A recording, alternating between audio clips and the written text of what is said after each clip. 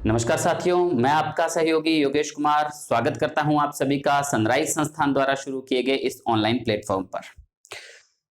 साथियों, भारतीय राजनीति की यह कक्षा है और भारतीय राजनीति की कक्षा के क्रम में यदि हम बात करें तो पिछले वीडियो में हमने चर्चा की थी भारत के संविधान के भाग 1 पर।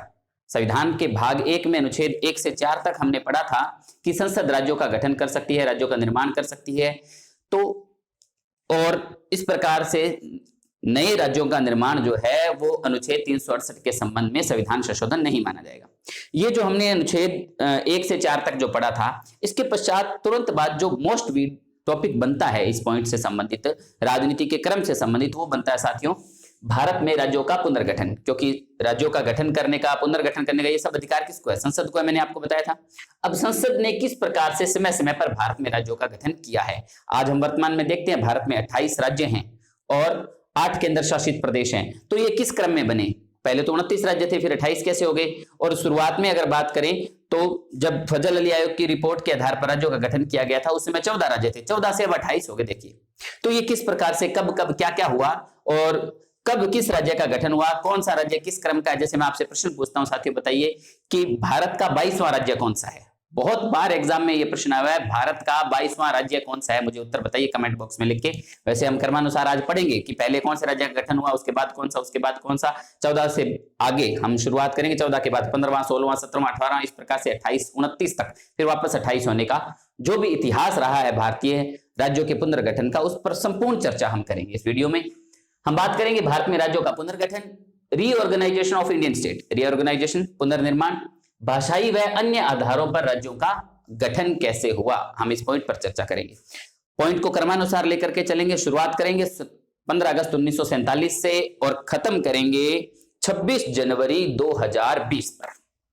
आप मुझे बता सकते हैं कि मैंने 15 अगस्त 1947 से शुरू किया और खत्म कर रहा हूं मैं 26 जनवरी 2020।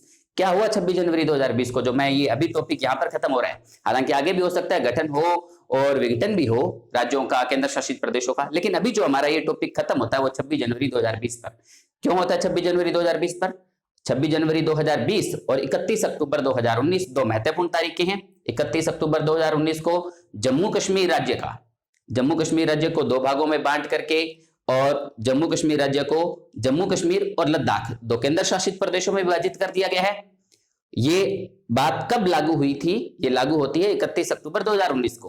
हालांकि संविधान में ये जो संशोधन, संविधान में संशोधन तो नहीं है, ये जो अमेंडमेंट था, ये जो कार्य करना था, ये सरकार के द्वारा संसद में पारित कर दिया गया था। ये 5 और 8 अगस्त 2019 को, अगस्त के बाद इसे लागू किया गया, लगभग 86 डेज के बाद 31 अक्टूबर को। और 26 जनवरी 2020 को क्या हुआ है? ये अमेंडमेंट कर तो दिया गया था सरकार के द्वारा, लोकसभा और राज्यसभा में प्रस्ताव पारित करके ये कर तो दिया गया था लगभग नवंबर 2019 में, और लागू किया गया इसे 26 जनवरी 2020 को। किसे? दमन दीव और दादर नगर हवेली का विलय, दो केंद्र शासित प्रदेशों का विलय और एक राज्य का दो केंद्र शासित प्रदेशों में विभाजन। दो चीजें। राज्य कौन सा? जम्मू कश्मीर। जम्मू कश्मीर का दो केंद्र शासित प्रदेशों में विभाजन 31 अक्टूबर 2019। और केंद्र शासित प्रदेश कौन से? दमन दीव और दादर नगर हवेली। इन दोनों का विलय कब? 26 जनवरी 2020। शुरुआत करते हैं इसकी। मैंने कहा 15 अगस्त से शुरू करेंगे 1947 से और 26 जनवरी तक लेकर आएंगे। शुरुआत करते हैं सबसे पहले 15 अगस्त 1947 से पूर्व की क्या स्थिति थी। 15 अगस्त 1947, 15 of अगस्त 1947 से पूर्व भारत में क्या स्थिति थी? इससे पूर्व अगर भारत की प्रशासनिक स्थिति की अगर हम बात करें तो आपको अच्छे से विदित है, अंग्रेजों का शासन था भारत के ऊपर और अंग्रेजों ने भारत को 3 प्रशासनिक दृष्टि से बांटा हुआ था, 3 तरीके से बांटा हुआ था। उसमें ब्रिटिश प्रांत, देसी रियासतें थी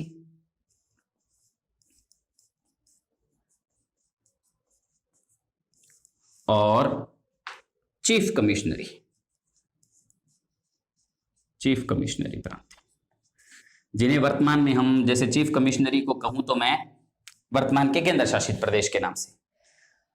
तो उस समय जो ब्रिटिश प्रांत, देसी रियासतें और चीफ कमिश्नरी थी, 15 अगस्त 1947 को जब देश आजाद हुआ तो उस समय देश को आजाद करने वाले नेताओं और उस समय के तत्कालीन जो संविधान सभा का गठन हो चुका था, संविधान सभा के सदस्यों के समक्ष सबसे महत्वपूर्ण प्रश्न ये था कि क्या किया जाए। ये अंग्रेजों ने तो इस हिसाब से बांट रखा है, हम किस हिसाब से राज्यों को बांटे, हम क्या करें, हम किस अकॉर्डिंग भारत के राज्य बनाएं, क्या किया जाए, कि क्या बेस क्या होना चाहिए राज्य के गठन करने का। क्योंकि उस समय तो देखो राजतंत्र था बहुत से क्षेत्रों के अंदर और ब्रिटिश प्रांतों के अंदर सरकार का दबाव था, जिस वजह से सभी टिके हुए बैठे थे, कोई अलग अलग मांग नहीं हो रही थी किसी प्रकार की।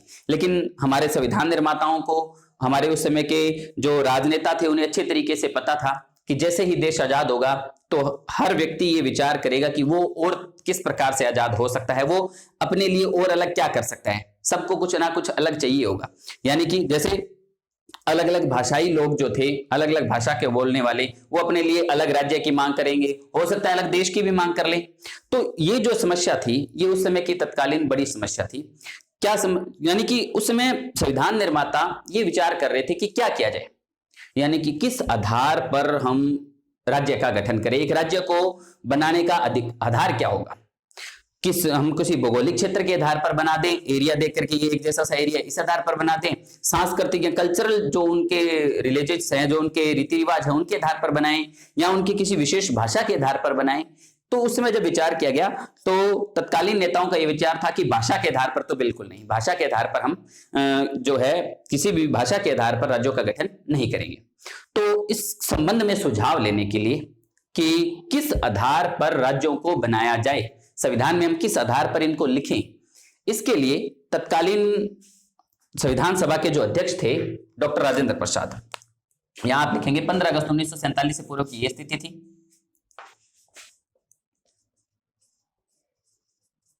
संविधान सभा के समक्ष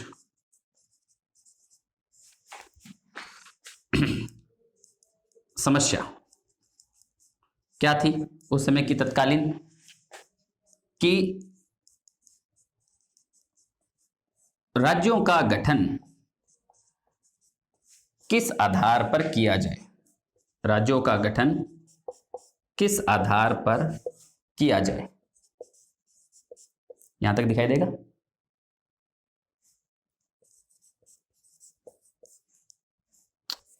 राज्यों का गठन किस आधार पर किया जाए, यह तत्कालीन समस्या थी संविधान सभा के समक्ष। तो उस समय संविधान सभा के अध्यक्ष डॉक्टर राजेंद्र प्रसाद, उन्होंने एक आयोग का गठन किया, एस के धर आयोग। कौन से आयोग का गठन किया? एस के धर आयोग। यहां मैं 3 तारीखें आपको बताता हूं, सबसे महत्वपूर्ण, यानी कि अभी ये जो समस्या, इस समस्या का समाधान करने के लिए कोई ना कोई आयोग समिति बनेगी। तो यहां 3 महत्वपूर्ण तारीखें, उनके बारे में बताता हूं, अभी इसे उतारिए आप।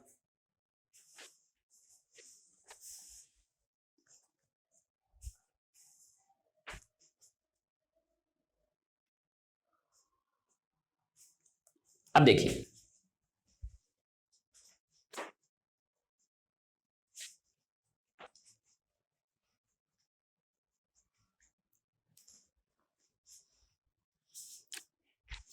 तीन महत्वपूर्ण तारीखें नोट कर लीजिए।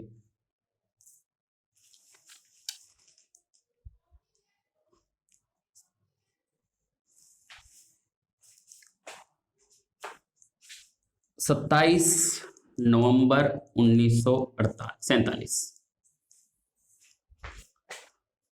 10 दिसंबर 1948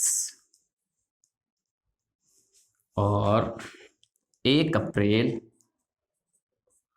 1949। ध्यान दें, मैंने आपको बताया कि संविधान सभा के समक्ष समस्या थी कि वो राज्यों का गठन किस आधार पर करें। तो इसके लिए क्या किया गया, 27 नवंबर 1947 को डॉक्टर राजेंद्र प्रसाद द्वारा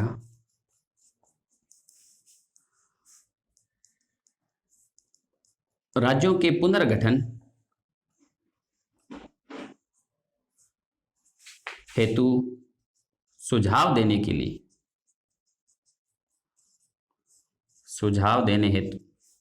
लिए धर आयोग का गठन किया गया।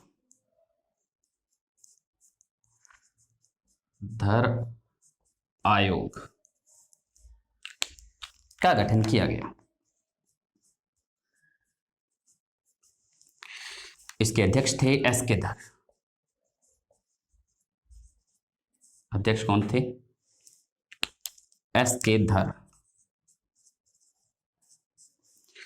इसमें कितने सदस्य थे? 4 सदस्य। सदस्य कितने थे? 4।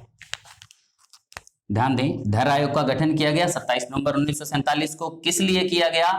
कि राज्यों के पुनर्गठन के संबंध में हमें सुझाव दिया जाए। ठीक है।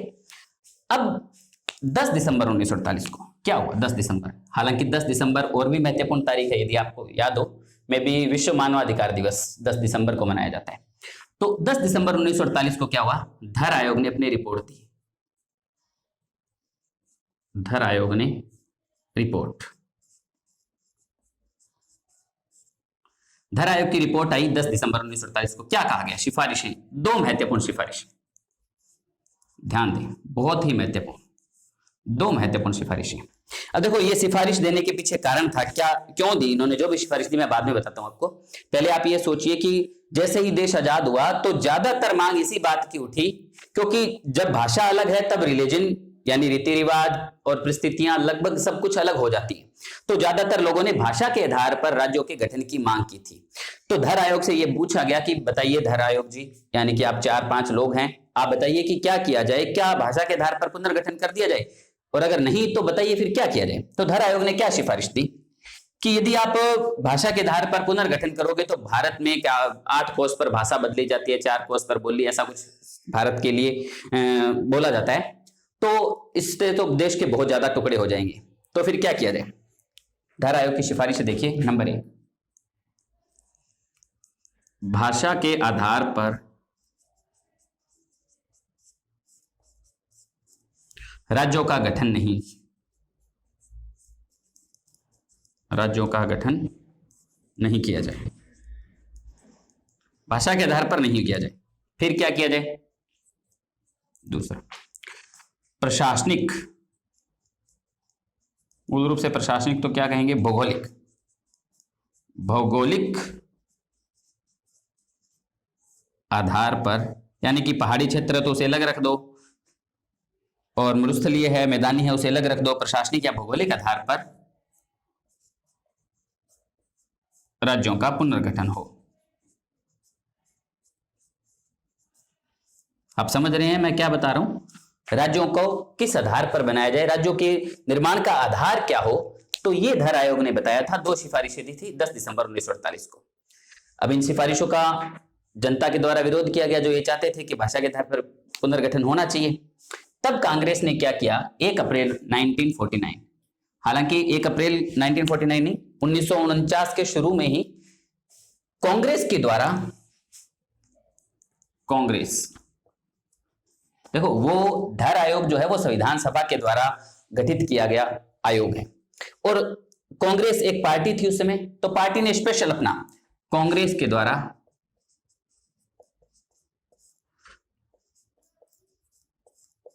राज्य गठन पर सुझाव देने हेतु,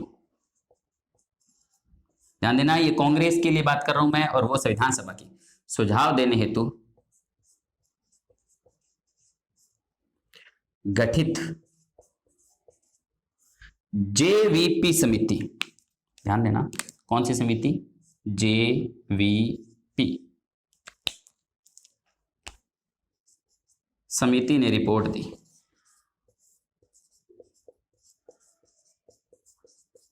रिपोर्ट दी कब दी? 1 अप्रैल 1949 को।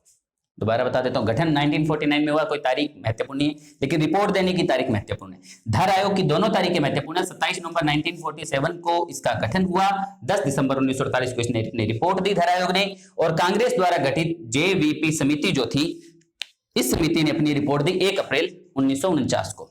अच्छा, जेवीपी समिति, पहले इसके बारे में ये देख लेते हैं कि इसके 3 सदस्य थे। ये 3 सदस्य कौन कौन से थे? इस पर प्रश्न आया हुआ, जेवीपी निम्नलिखित में से कौन जेवीपी समिति का सदस्य नहीं है? या फिर प्रश्न कि जेवीपी समिति का गठन किस उद्देश्य से किया गया था, क्या उद्देश्य था, तो राज्य गठन पर सुझाव देने, तो राज्यों के पुनर्गठन पर। जेवीपी में जवाहरलाल नेहरू,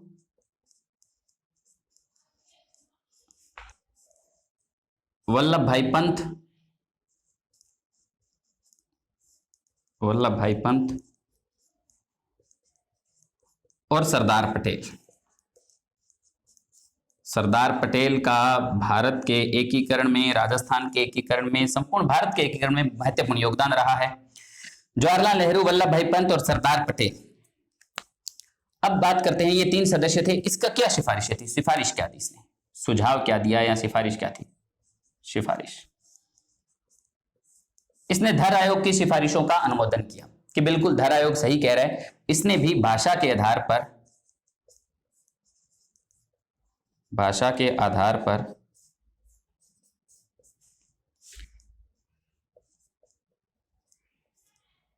राज्य गठन पर रोक लगाने का प्रावधान किया, इसने भी यही कहा। तो अब देखिए, आप उस समय के इतिहास में जाइए, उस समय के बारे में सोचिए कि अब आप मान लीजिए खुद को एक संविधान सभा का सदस्य मानिए, आप संविधान सभा, आप उनके निर्देशन में काम कर रहे हैं, आपके निर्देशन में संविधान सभा काम कर रही है। अब आप क्या करेंगे, देश की जनता क्या चाह रही है, लेकिन आप एक समझदार व्यक्ति होने के नाते, एक दूरदर्शी होने के नाते ये समझ रहे हैं कि यदि मैंने आज भाषा के आधार पर पुनर्गठन को मान्यता दे दी तो मेरे देश के टुकड़े टुकड़े हो जाएंगे। तो अब क्या किया जाए, और इनके द्वारा सुझाए गए प्रावधान, जो सुझाई गई सिफारिशें थी, वो भी यही कहती थी। अब आगे देखते हैं क्या होता है, इसे उतारिए आप। इस प्रकार से ये जद्दोजहद चलते हुए देश का संविधान बनकर के तैयार हो गया। देश का संविधान बनकर के तैयार हो गया तो आप कहेंगे कि सर फिर क्या किया, राज्यों का गठन किस आधार पर कर दिया गया। तो ये तो बात श्योर है कि भाषा के आधार पर तो तब तक नहीं किया गया था, भाषा के आधार पर नहीं किया गया। फिर प्रशासनिक व भौगोलिक सीमाओं के आधार पर तत्कालीन नेताओं ने अपनी समझ के आधार पर, संविधान सभा ने अपनी समझ के आधार पर भारत के राज्यों का गठन कर दिया गया। राज्यों का गठन करके 26 जनवरी 1950 को संविधान को लागू कर दिया गया। आप जानते हैं इसकी तारीख देखिए, मैंने आपको 15 अगस्त 1947 बताई, उसके बाद मैंने आपको 27 नवंबर 1947 बताया, 10 दिसंबर 1948 बताई और 1 अप्रैल 1949 बताई, और उसके बाद 26 जनवरी 1950 पर बात करते हैं। अब आ गई तारीख 26 जनवरी 1950, 1950, 26 जनवरी 1950 को क्या हुआ, संविधान लागू हो गया। 26 जनवरी 1950 को क्या हुआ, संविधान लागू।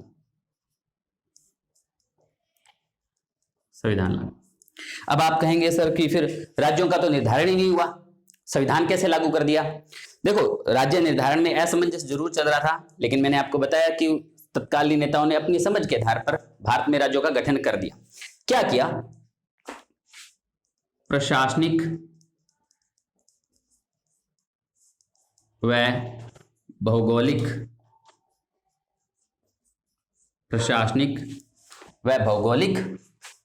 आधार पर राज्यों की 4 श्रेणियां निर्धारित कर दी गई। 4 श्रेणियां निर्धारित,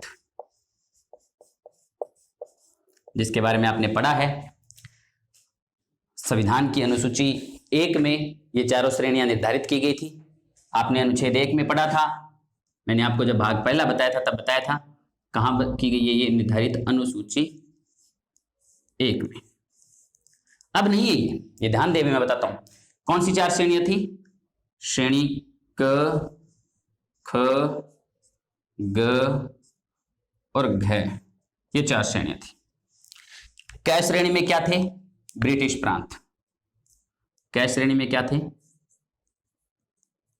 ब्रिटिश प्रांतों को, बड़े बड़े प्रांतों को क श्रेणी में रखा गया। ख श्रेणी में देसी रियासतें।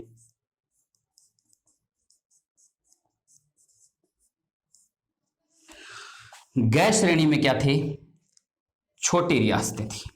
ग श्रेणी में छोटी रियासतें, यहां देसी रियासतें बड़ी थी। ध्यान दें, स्वतंत्रता के बाद भारत में 562 देसी रियासतें थी, 562, ध्यान रखना, जिसमें से 500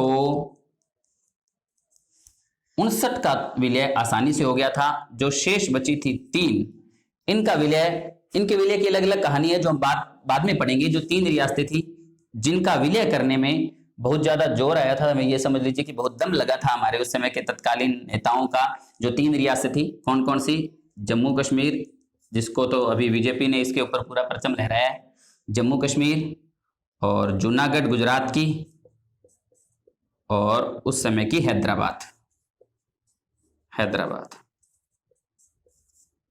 मतलब इनके ऊपर किसी ना किसी से सैनिक पुलिस कार्रवाई करके किसी ना किसी तरीके से इनको वापस मिलाया गया था। हाँ, 559 रियासतों का विलय आसानी से हुआ था। हालांकि आसानी से भी नहीं कह सकते, सरदार वल्लभ भाई पटेल जानते ये आसानी से था या नहीं था, बहुत उनकी कोशिशें रही। आज इसीलिए उन्हें लौह पुरुष के नाम से जाना जा रहा है, और लोग कहते हैं कि उनकी इतनी बड़ी प्रतिमा बनाने की क्या आवश्यकता थी। 562 रियासतें थी। ध्यान दें, दोबारा बता देता हूं, अनुसूची 1 में ये 4 श्रेणियां, ब्रिटिश प्रांत, देसी रियासतें और छोटी रियासतें। छोटी रियासतें प्लस इसमें चीफ कमिश्नरी प्रांत, चीफ कमिश्नरी प्रांत थे। और घ श्रेणी में एक ही क्षेत्र था जिसका नाम था अंडमान निकोबार। इसे अलग रखा गया, जो काफी दूर पड़ता था, इस वजह से इसको अलग दर्जा दिया गया था उस समय, अंडमान निकोबार का क्षेत्र। तो ये अनुसूची 1 में थे। मैं बात कर रहा हूं अभी 26 जनवरी 1950 की, अभी आज की बात नहीं कर रहा हूं, ये ध्यान दें, अभी हम आगे चलेंगे। तो ये श्रेणियां थी। इसके पश्चात हम आगे पढ़ते हैं, आपको पता है, वो अभी आगे बताऊंगा मैं आपको क्या किया गया आगे। फजल अली आयोग की सिफारिश पर क्या किया गया, राज्यों की श्रेणियां समाप्त कर दी गई, 7वां संविधान संशोधन हम पढ़ेंगे आगे। लेकिन 26 जनवरी 1950 से लेकर के 1956 तक ये श्रेणियां रही। हाँ, यहां एक महत्वपूर्ण प्रश्न कि राजस्थान किस श्रेणी का राज्य था उस समय? राजस्थान कौन सी श्रेणी में आता था?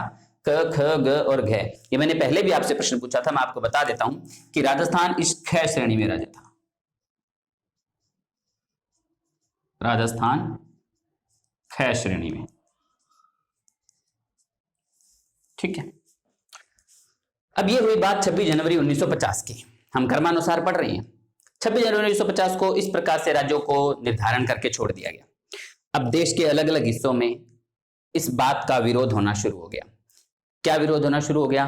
कि हम अलग भाषा के लोग हैं और हमें इनके साथ ही बिठाकर छोड़ दिया आपने। जैसे खास तौर से मैं बात करूं, पेप्सू राज्य के नाम से क्षेत्र था, जहां हिंदी, पंजाबी और हरियाणवी भाषा मिक्स बोलने वाले ये लोग जो थे वो एक साथ कर दिए गए।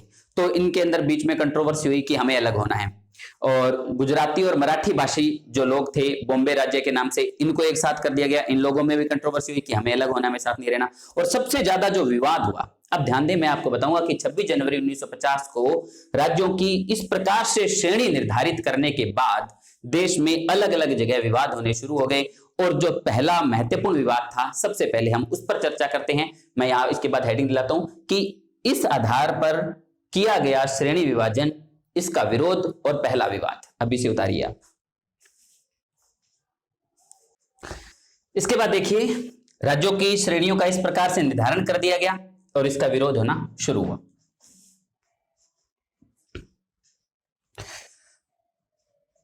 देश में बहुत विभिन्नताएं हैं। मैं तो कई बार इस बात का विचार करता हूं कि महान थे वो लोग जिन्होंने इस देश को उस समय में संभाल लिया और आज भी संभला हुआ है। अब बात करते हैं कि राज्यों की श्रेणी निर्धारण।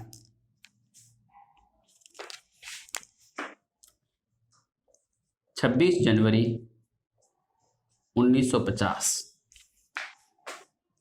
को संविधान में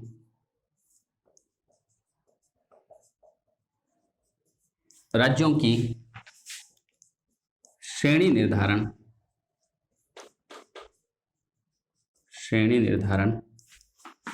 के पश्चात देश में विरोध। किस बात का विरोध? कि हमें इनके साथ क्यों मिला दिया, हमें उनके साथ क्यों मिला दिया, हमें ये अलग राज्य चाहिए था, हमें वो अलग राज्य चाहिए था, इस बात का विवाद। सबसे पहले बात करते हैं महत्वपूर्ण विवाद, जिस पर सबसे ज्यादा प्रश्न आते हैं। एसएससी कांस्टेबल पटवारी खास तौर से ध्यान देने। प्रथम विवाद, बस हम विवाद तो मूल रूप से इसी की चर्चा करेंगे। हालांकि प्रथम विवाद कहां पर हुआ? यह हुआ मद्रास राज्य में। उस समय के मद्रास राज्य में, उस समय के या तत्कालीन समय के मद्रास में, मद्रास राज्य में। आज कोई मद्रास राज्य है क्या? नहीं है। उस समय मद्रास राज्य था। कहां पर था? थोड़ा सा अगर अपने भारत के नक्शे में देखना चाहें तो मैं आपको बता देता हूं।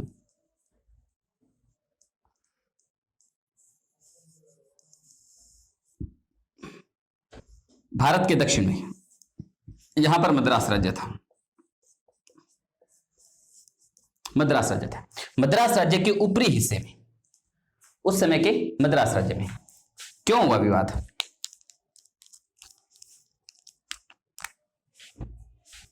क्या विवाद था? खोल दो तो यार, कमाल होगी। रोक इसको। टाइम कितने कितने टाइम पे?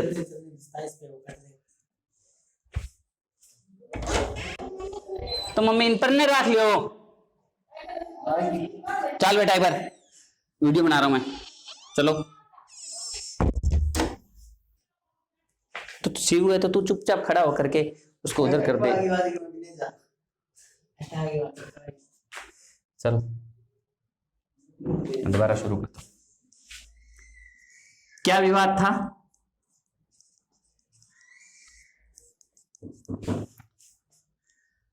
मद्रास के ऊपरी भाग में तेलुगु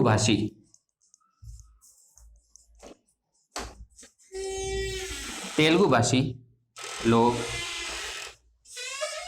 अलग राज्य की मांग कर रहे थे, अलग राज्य की मांग कर रहे थे। तेलुगु भाषी लोग ये चाहते थे कि हमारा अलग राज्य बने, और इस विरोध का नेतृत्व कौन कर रहा था? विरोध का नेतृत्व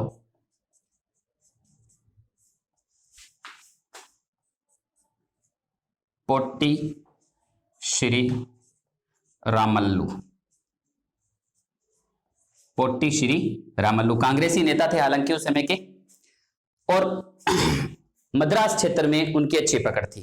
उनके नेतृत्व में सभी तेलुगु भाषी विरोध करने पर उतर आए। यहां तक कि उस समय जवाहरलाल नेहरू ने 1952 में 1952 में आम चुनाव के लिए प्रचार के लिए जा रहे थे। उस समय जवाहरलाल नेहरू वहां पर पत्थर भी बरसाए गए उनके ऊपर, इतना विरोध वहां पर हो रखा था। देखिए तो पोट्टी श्री रामल्लू के नेतृत्व में तेलुगु भाषी जो लोग थे वो एक अलग राज्य को लेकर के, मद्रास से अलग राज्य को लेकर के विरोध कर रहे थे वहां पर।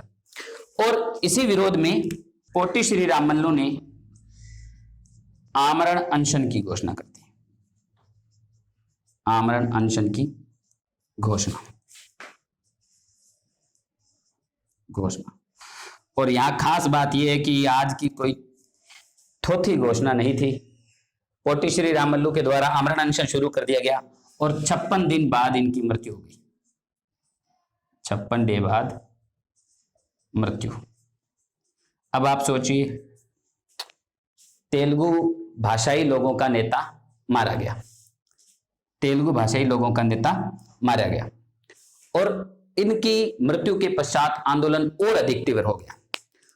देश में अलग अलग जगह पर भाषा की मांग को लेकर के अनशन शुरू हो गए, और ऐसी परिस्थितियों में आखिरकार तत्कालीन सरकार को, जवाहरलाल नेहरू सरकार को झुकना पड़ा।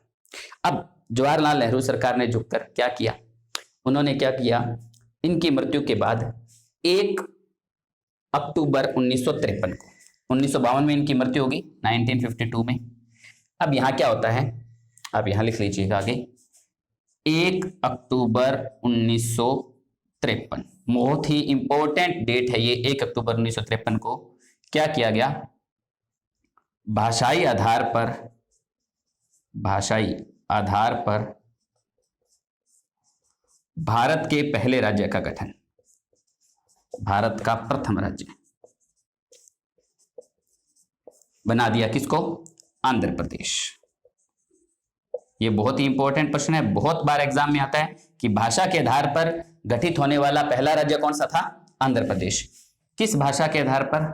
लिख लेना आप, अपने सीक्वेंस में लिख लेना, किस भाषा के आधार पर?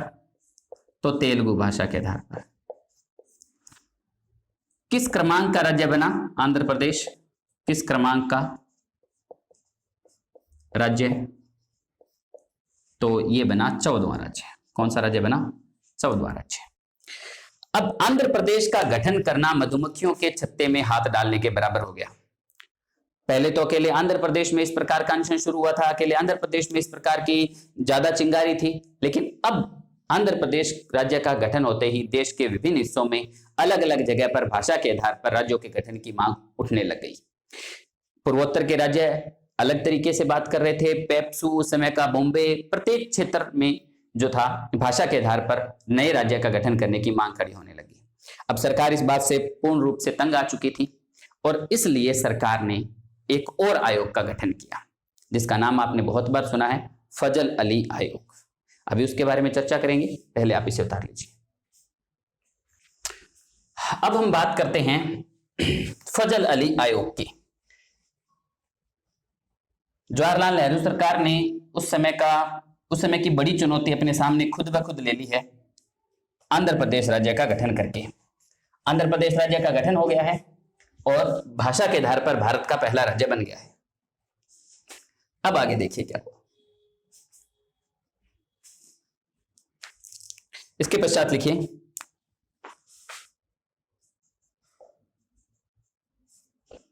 आंध्र प्रदेश के गठन के पश्चात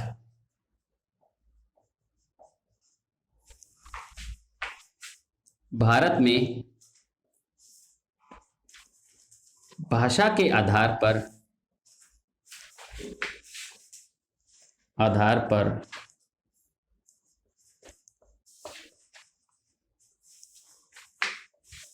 राज्य निर्माण की मांग बढ़ी। राज्य निर्माण कह दीजिए, राज्य गठन कह दीजिए, निर्माण की मांग तीव्र हो गई, राज्य निर्माण की मांग बढ़ने लगी। अच्छा, आंध्र प्रदेश राज्य का गठन हो गया। आप बताएंगे मैं आपको बता चुका हूं, मुझे जवाब दीजिए कि आंध्र प्रदेश राज्य का गठन किस अनुच्छेद के तहत? किस अनुच्छेद के तहत बताइए? आपका उत्तर होगा अनुच्छेद 3 के तहत। बिल्कुल सही है, अनुच्छेद 3 के तहत किया गया। मुझे ये बताइए कि क्या अनुच्छेद 3 में इस बात का उल्लेख है कि किसी राज्य का गठन करने का आधार क्या होगा? आपने अनुच्छेद 3 पढ़ा है, मैंने आपको समझाया है अच्छे से कि अनुच्छेद 3 ये कहता है कि संसद को यह अधिकार होगा कि वह किसी राज्य का नए राज्य का निर्माण कर सकती है, किसी राज्य की सीमा में परिवर्तन कर सकती है, किसी राज्य का नाम परिवर्तित कर सकती है। ये 3 बातें हैं अनुच्छेद 3 के अंदर, और संसद को इसका अधिकार है। लेकिन संसद किस आधार पर करेगी ऐसा कुछ उल्लेख है? बिल्कुल नहीं। तो किसी भी आधार पर कर सकती है, संसद को अगर ऐसा लगता है तो वह ऐसा कार्य कर सकती है। तो अनुच्छेद 3 में इसका उल्लेख है। ठीक है, अब बात यह कि भाषा के आधार पर राज्यों के निर्माण की मांग बढ़ने लगी। ऐसी स्थिति में क्या किया गया? JL नेहरू सरकार द्वारा इस संबंध में, किस संबंध में? भाषा के आधार पर राज्यों के गठन के संबंध में, इस संबंध में सुझाव देने हेतु फजल अली आयोग का गठन किया गया। किसका गठन किया गया? फजल अली आयोग। बहुत ही महत्वपूर्ण, फजल अली आयोग। इसके बारे में जानकारी ले लेते हैं। फजल अली आयोग, इसका गठन कब हुआ? गठन 1953 में। अध्यक्ष कौन थे इसके? अध्यक्ष थे न्यायमूर्ति फजल अली। न्यायमूर्ति क्यों कहा गया? इनके बारे में 2 बातें ध्यान रखें। सुप्रीम कोर्ट के न्यायाधीश रहे हैं,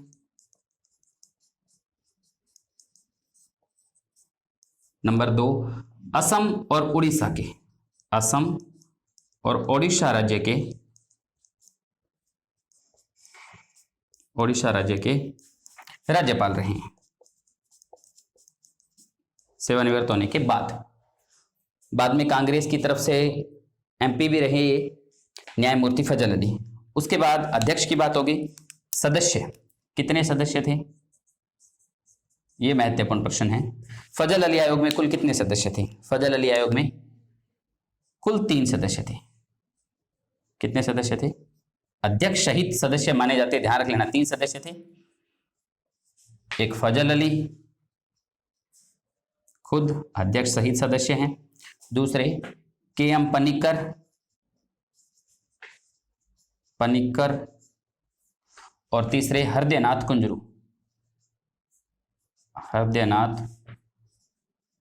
कुंजरू। ये 3 सदस्य उसमें थे। 3 ये बहुत इंपॉर्टेंट प्रश्न बनता है, फजल अली आयोग का निम्न में से कौन सदस्य नहीं है? तो 3 नाम हैं, चौथा नाम कोई भी देकर के आपसे प्रश्न पूछा जा सकता है। ठीक है साथियों, ये बात होगी फजल अली आयोग के संबंध में। फजल अली आयोग का गठन जवाहरलाल नेहरू सरकार ने किया था। ध्यान देना, मैंने राज्यों के गठन से संबंधित 3 आयोग बता दिए अब तक आपको। सबसे पहले मैंने आपको धर आयोग बताया था, फिर जेवीपी समिति बताई थी मैंने आपको, और तीसरा ये फजल अली आयोग बताया। इसका गठन 1953 में किया गया, आंध्र प्रदेश का गठन होने के बाद किया गया। अब फजल अली आयोग क्या सिफारिशें देता है और उसके आधार पर आगे क्या होता है, आगे चर्चा करते हैं। पहले से उतारिए। अब हम बात करेंगे कि फजल अली आयोग ने क्या रिपोर्ट दी। फजल अली आयोग की बात, तब तक विचार करें, दोबारा बताएं मुझे कि फजल अली आयोग का गठन क्यों किया गया? क्यों किया गया फजल अली आयोग का गठन? ठीक है कि भाषा के आधार पर राज्यों का पुनर्गठन करके बता दीजिए कि क्या करना है। इसके लिए आगे लिखेंगे 30 दिसंबर 1955 को फजल अली आयोग की रिपोर्ट, फजल अली आयोग ने रिपोर्ट दी।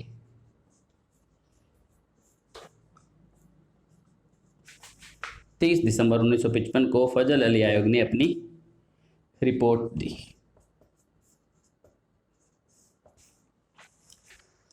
और इस रिपोर्ट के आधार पर, इस रिपोर्ट के आधार पर राज्य पुनर्गठन अधिनियम 1956, राज्य पुनर्गठन यानी कि भारत के सभी राज्यों का पुनर्गठन कर दिया जाए, उनको भाषा के आधार पर सेट किया जाए। राज्य पुनर्गठन अधिनियम 1956, राज्य पुनर्गठन अधिनियम 1956 लागू किया गया और इसे लागू करने के लिए संविधान में संशोधन करना पड़ा। और इसके तहत मोस्ट इंपॉर्टेंट, ध्यान देना, 7वां जो बहुत बड़ा था, 7वां संविधान संशोधन किया गया। 7वां संविधान संशोधन, 7वां संविधान संशोधन कब किया गया? 1956 में संशोधन किया गया। और मोस्ट इंपॉर्टेंट प्रश्न है कि 7वां संविधान संशोधन कब लागू हुआ? 1 नवंबर 1956 को लागू।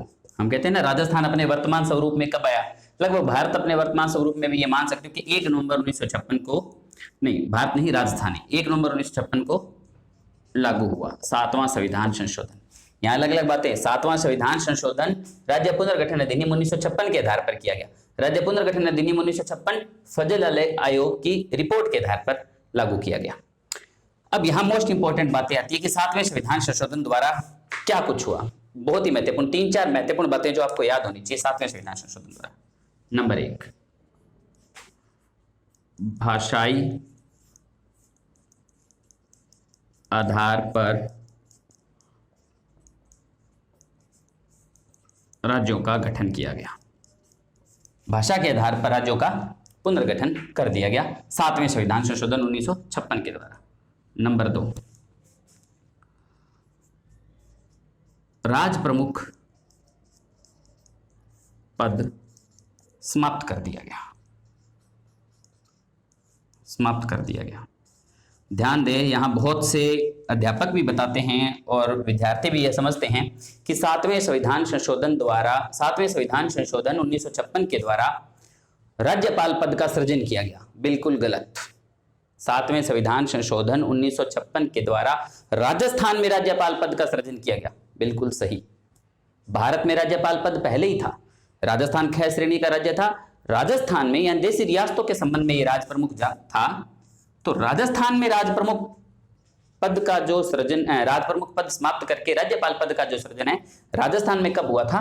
वो 1956 में हुआ था। भारत में इससे पहले राज्यपाल पद था। तो हम ये नहीं कह सकते कि 7वें संविधान संशोधन 1956 के द्वारा राज्यपाल पद का सृजन किया गया। राज्यपाल पद सृजित पहले ही था। राजस्थान में राज्यपाल 7वें संविधान संशोधन 1956 के द्वारा बना। ठीक है, राज प्रमुख पद समाप्त कर दिया गया। यहां आप नोट लगा के लिख सकते हैं। नोट, राजस्थान में राज प्रमुख के स्थान पर राज्यपाल पद का सृजन। राजस्थान में, भारत में नहीं। भारत में राज्यपाल पद पहले ही था। राज्यपाल पद का सृजन। क्या आप बता सकते हैं राजस्थान के पहले राज्यपाल कौन थे? कमेंट में लिखिए राजस्थान के पहले राज्यपाल। अब बात करते हैं तीसरा क्या महत्वपूर्ण कार्य किया गया। हाँ, एक ये प्रावधान मैं आपको बता देता हूं कि ये लिखा गया कि एक व्यक्ति एक से अधिक राज्यों का राज्यपाल हो सकता है।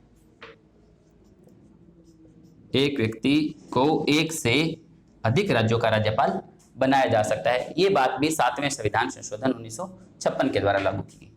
चौथा महत्वपूर्ण पॉइंट, भारत में 14 राज्यों व 6 केंद्र शासित प्रदेशों,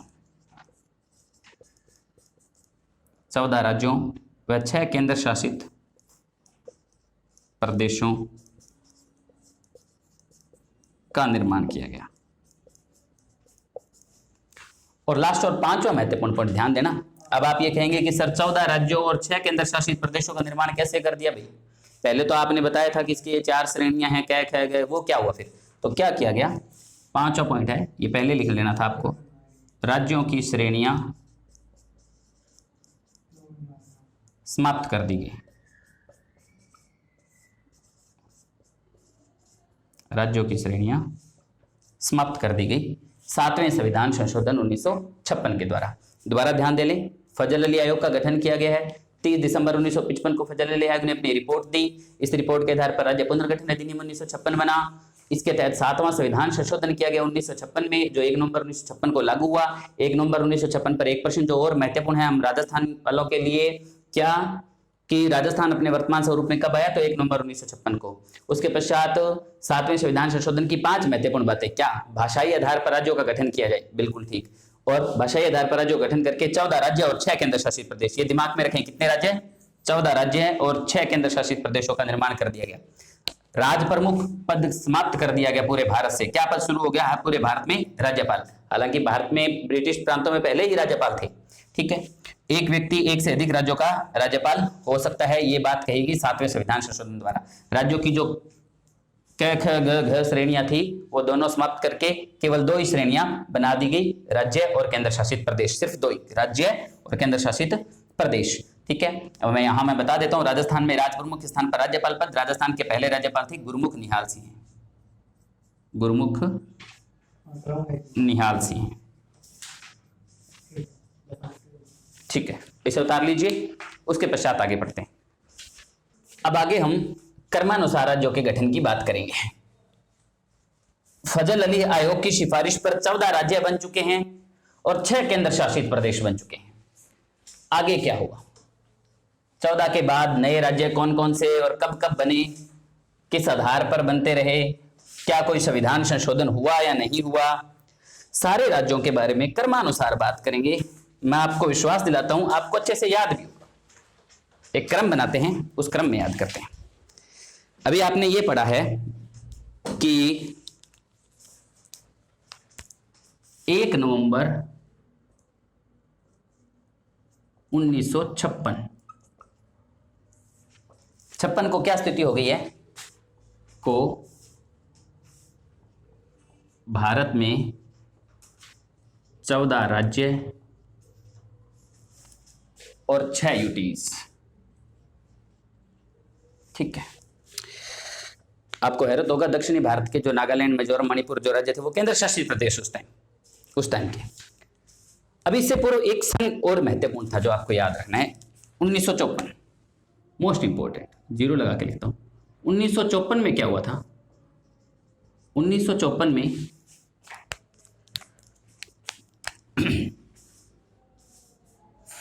फ्रांस से एक समझौते के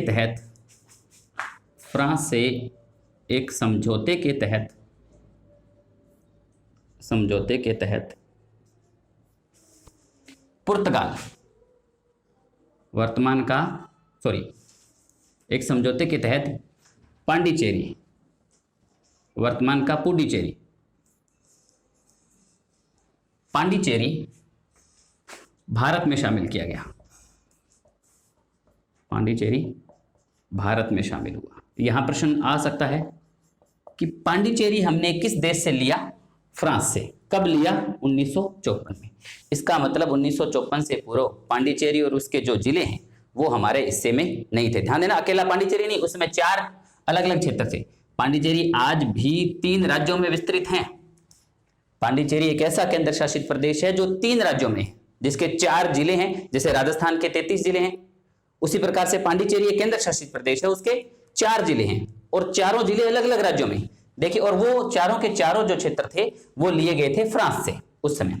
यानी कि अकेला पांडिचेरी नहीं, मैं ये कहूंगा कि माहे,